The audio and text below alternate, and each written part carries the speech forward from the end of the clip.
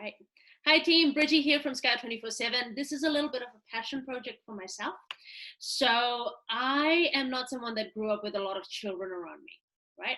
So I don't come from a big family. I wasn't in a community where I had a lot of cousins or anything like that. So I'm not particularly comfortable around children. Probably comfortable is not the right word, but I am slightly petrified of the little things. But as you may know, I am of age, I'm married, and at some point, it would be nice to have a family. That's including Manfred, the furry child. Maybe we should have like a little brown sugar baby running around as well, right? But the thing is, I'm not organically of the knowledge of how to raise a kid. So this little passion project is, okay, so the baby's here, what the hell do I do with it? Right? Maybe there's processes that I can put in place prior to the baby coming and learning a little bit more. So the universe is a funny thing. So when I realized that I could be a mother at some point, the universe is like, here you go, have people that will help you. So the very first person that I love very, very much is Bianca Burge from Plan B Sleep Consulting, who is just wonderful.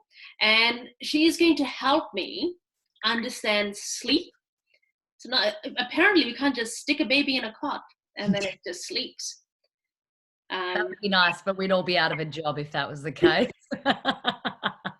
Apparently the little shits have something going on that you have to be careful of. Yeah. So Bianca is going to help me with that. So Bianca, tell me a little bit about you. Like, just tell everybody a little bit about you. As to who you are, what do you do, and how you became a sleep consultant. Yeah. So, hi, by the way. Thank you for having me. So to start with, I am a registered midwife. So I currently work a few days a week at St. John of God in Geelong. So a midwife, just to put crudely, is someone that pulls babies out of vaginas, yes? I do, yes, which I absolutely love. So I'm part-time midwife and have been for 7 years now. And then I also am obviously a sleep consultant, and then I am also a full-time mum of two wonderful boys. So what is a sleep consultant? So basically a sleep consultant is someone who helps babies sleep. So we look at their routine, we look at what they're doing throughout the day, and we structure it in a way that we've all been taught and figure out, what the issues are and how we're going to fix them. So my rule of thumb is that you can't cookie cutter every single baby. Every single baby is different. And what one method works for one baby does not necessarily mean it's going to work for another. So you can't have a strict time and strict routine for every single baby. That's just not going to work. So you really have to individualize your care and your plan for each baby. Right. So that's pretty much what it is. And our aim is not just to get a baby to sleep through the night, because every parent has a different goal that they want to set for their baby. So that might just be, with a newborn that might be, I don't want my baby to wake up 17 times a night.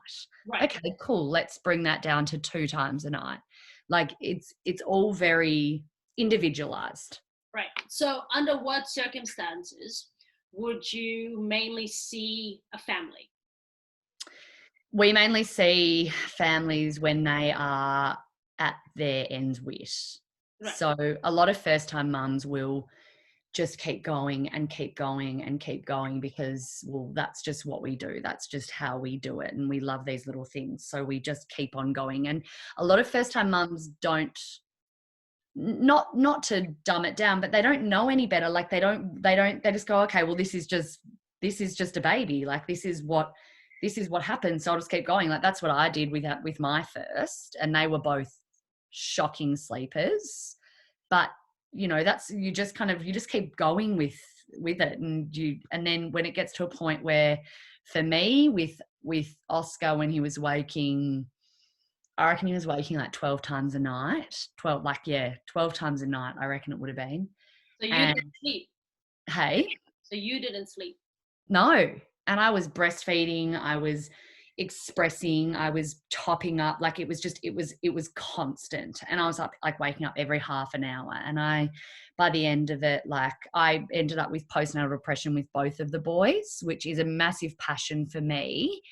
And that was also one of the massive reasons I wanted to become a sleep consultant, because I want to empower these women and men.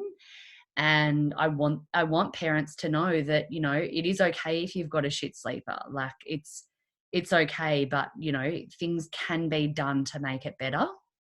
Right. So for a baby, so if we go and look at, say, 0 to 3 months. Yeah. What would be ideal? Should the baby be waking up in the middle of the night? Yes, of course. Yeah. Okay. How 100%. Many times is good? How many times would be... It depends. So a well baby, if we're going by, like, so say it's you, Bridgie, say you've just had a baby and your baby has just come home. We're going to expect that a newborn's going to feed overnight. You can't be thinking that a newborn is not going to wake to feed overnight, because a newborn is wanting to feed overnight because that is the way that they're going to grow. So they neurologically, physically, everything, you're going to have to expect that your baby is going to feed 2-3 times a night. Like, breastfed babies, bottle fed babies are slightly different in the way that they feed, purely because of volume, and formula is a bit more sort of dense in their stomachs and that sort of stuff. But yeah, it can kind of vary. Like, newborns would kind of be doing sort of 3-4 feeds maybe times per night. Right. Okay. Yeah. So it's common, but if it's more than 3 or 4 times a night, maybe you don't want to admit it, but you've got a shit sleeper. Yeah, and I mean, look, in the first few weeks, like, you really kind of, you're getting to know each other. Like, a baby is a baby, and I think, you know, there are a lot of other things that can kind of be involved in why that baby is waking as well. Like, I always look at, I think also being a midwife as well helps. Like, how's the mum's supply going? Like, how's her milk supply going? Like, is this baby thriving in its weight gain? You know, is it being fed enough during the day so it's getting enough of the calories overnight, or is it trying to make up for those calories overnight? Or, you know, is the baby cold? That's a massive thing. And just give it a chocolate bun, will he be like, here you go, extra calories for you? Here's a chocolate milkshake. No, we don't. We try not to do that. But yeah, that, like, all of these things add up. Like, with newborns, we like to introduce, you know, positive sleep associations from early on. So what's a positive sleep association? So a positive sleep association is anything that we kind of want to continue throughout their sleeping throughout the years. So I suppose I'll start maybe with what a negative sleep association is. So a negative sleep association is something that we don't want to continue. So if you rock or hold or drive in a car, get your baby to sleep, or you're constantly sort of holding your baby or using a dummy to get your baby to sleep, or feeding your baby to sleep, your baby is going to continuously think that is the way that it has to get to sleep with every single time. And that's consistently. Yes. Saying that, if a baby is at, you know, if there are a few times throughout the day that happens, that's fine.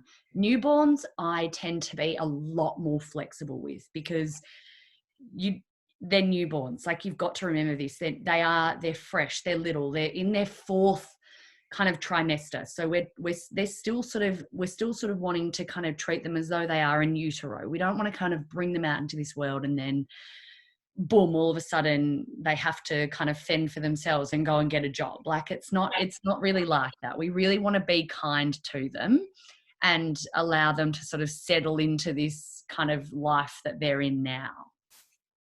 Okay. So positive sleep association, we're looking at things like allowing a baby to be able to self-settle. So things like darkness is fantastic. So darkness induces melatonin, which is basically a sleepy hormone that we all have, and that will fluctuate sort of throughout the day. So we want to kind of we want to sort of induce that as well. So by having from 8 weeks, babies start to produce their own melatonin. So we start to see a lot more babies at eight weeks sort of really start to wake up. Right. And parents might find that around that 8-week mark, their babies are doing a lot more cat napping. So they're waking up every sort of 40 minutes. And previously they were fantastic sleepers. And these parents are now going, oh my God, what the hell was my baby now waking up? So by that time, we do have that sort of that baby that's starting to cat nap, starting to wake up. So we really want to start introducing that really dark room. So I always say to parents, like, even if you need to put, foil on the windows, yes, you might look like you live in a drug lab, but but it's good. Like, it seriously cuts out all the light.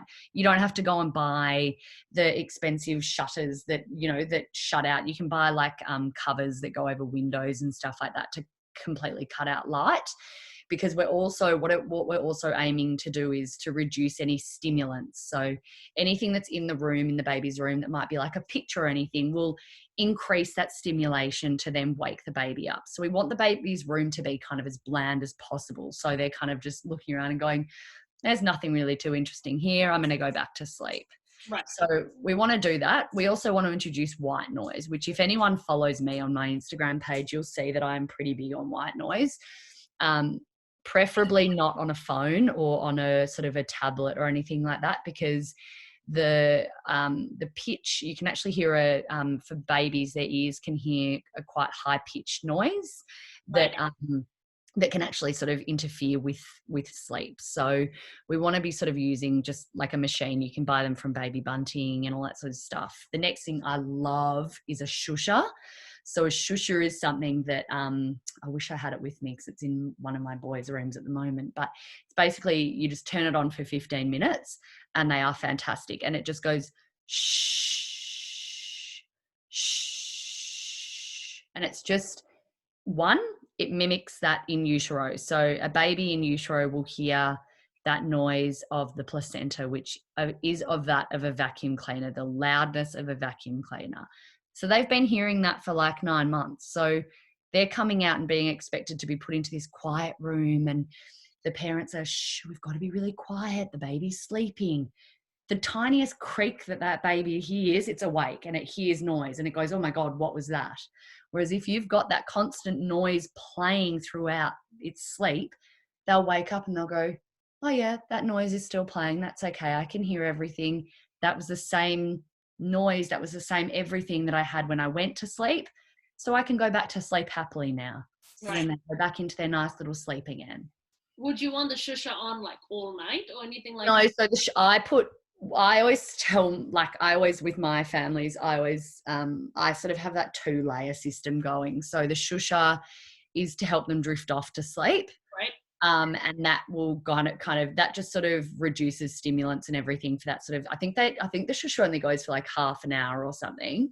And then you've got the white noise playing in the background on like a really low sort of a low level. Right. And I mean, you can buy apps and stuff to see what the frequency and stuff is to make sure that you're not hurting your baby's ears and stuff like that. But you don't want it sitting right next to their ear or anything. It's just in the room at a low level. And you've also got a white noise machine going at the same time. Yeah. And then you've got the white noise machine going at the same time. So it's a lot of a setup, but like this stuff actually works. Like it seriously does. And you've then got... it gives you as a parent a peace of mind that you're doing something. Oh, that's the thing. Imagine sitting there shushing the baby for 15 minutes at a time, 3 times a day. You'd be like... And your mouth gets really... everything. Like you are literally like... It's incredible to watch a shusher in play, and I'm gonna start doing it in the next few months when I get my hands on my sister's newborn. I'm going to show everyone the incredibleness of what a shusher can do and what white noise can do, and these positive sleep associations, bringing them in young, so then they can develop when they start to get just that little bit older.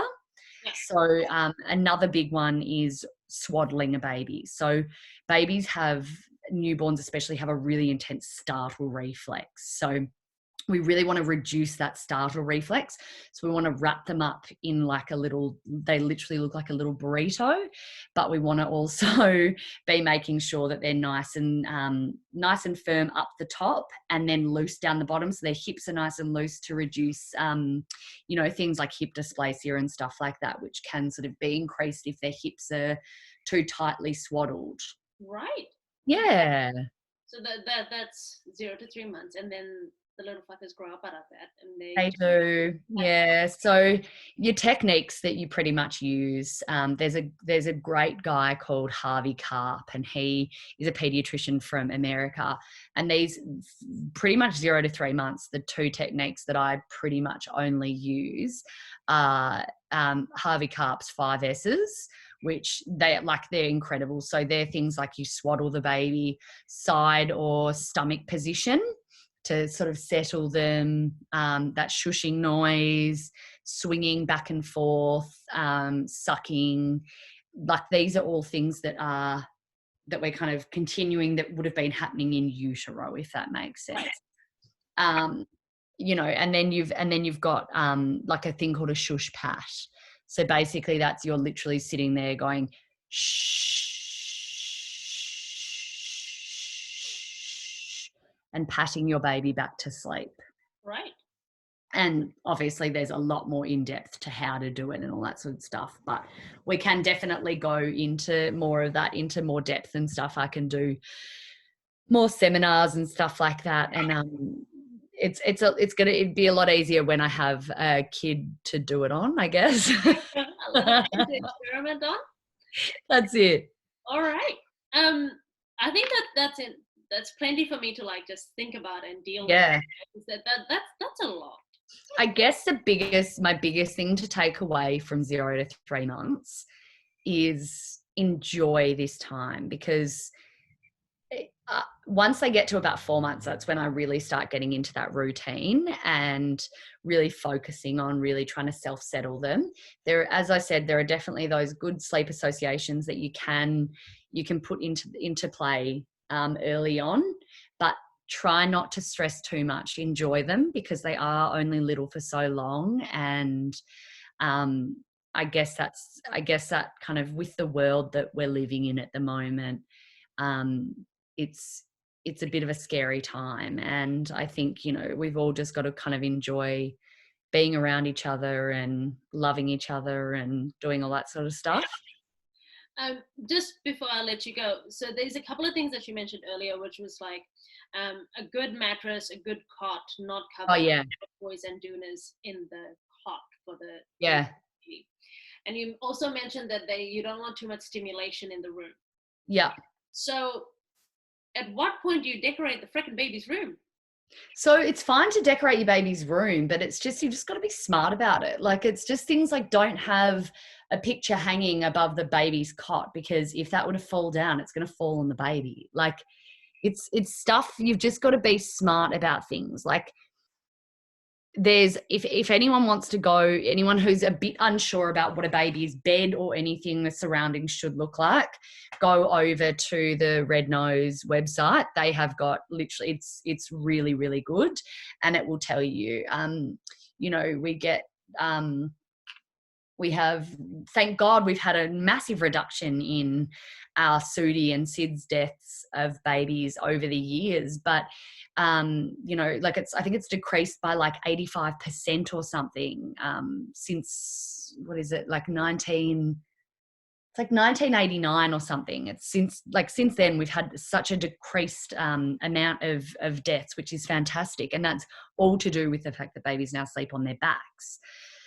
But obviously there's other issues and stuff, but I guess your biggest thing is just making sure you've got the proper mattress, the proper cot.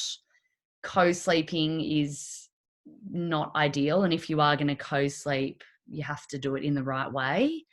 I don't work with people who co-sleep, just purely because for me it's too dangerous. So I don't work with people if they're wanting to sleep train in co-sleep. I don't have anything against co-sleeping. I just don't do it. But yeah, just making sure also that you're avoiding things like your cot bumpers and toys and pillows and doonas and all that sort of stuff that have that risk of suffocation as well. So that's our biggest sort of thing as well, because babies of that age, that especially 0 to 3 months, they don't have that ability to kind of go, oh, something's on my face, I'm just going to pull it off. A lot of people have comforters and stuff, so we don't recommend having a comforter until 7 months. Wow. When a baby can actually like physically pull it off their face, or it's So if you have a brand new baby that looks more like a potato than a baby, yeah, what do you want in the cot? The baby. That's it? That's it. You don't need anything else. Well, you want a mattress, obviously. What do you cover the baby with? Like how so you wrap them up. You wrap them. Right. So you wrap them as their little burrito wrap, and then you pop a blanket firmly over the top of them, like from shoulders down, and you're making sure that the baby is at the bottom of the cot, because so they don't wriggle down, because if they wriggle down, then they have that risk of the blanket going up over their face. And then that's it. Wow. And they've got all their sort of clothes on underneath them. They've got their little onesies and stuff like that, and yeah. But they don't need anything else in the beds. Like it's not needed. Until they're older, then they can have presents. When they're older, they can have toys and stuff in their cots or their beds. But when I say older, like a few years older. Right. But they don't need anything. Okay. Like things like, like the Docker tots and the Moses baskets and stuff, they're actually really bloody dangerous. I have no idea what those are. So they're basically like, you'll see people like, they look like, what like a Moses basket is? It looks like a laundry basket. Yeah. Yeah. People put, they're not actually a laundry basket, but people put them in these like bassinets. Oh, right. Yes, I know what a bassinet is. Yeah. So, and then a Docker tot is like, it's like a padded mattress thing that people put their babies in and put them, like in the TV room or whatever like that, and babies just sleep in there. But there's so much more at risk of suffocation and all that sort of stuff. And in those, in the fine print of those, they say not to leave your baby to sleep in them. So it's all very interesting these days what is actually allowed to be sold on the market, and what is not. Well, when I need to, you're coming cot shopping with me. So yes, indeed. I would love to. Thank you so much for your time, my darling. I really appreciate this. My pleasure. All right, everybody, we will be putting all of those details up for you about what a good sleeping situation is. So we'll point you to the Red Nose website, the 5 S's, everything like that. We'll just redoc that and put that up for you. So thank you very much for tuning in. Thanks, next on the list is Sarah. Thank you, Bianca. I love you. Mwah. Bye, guys. Bye.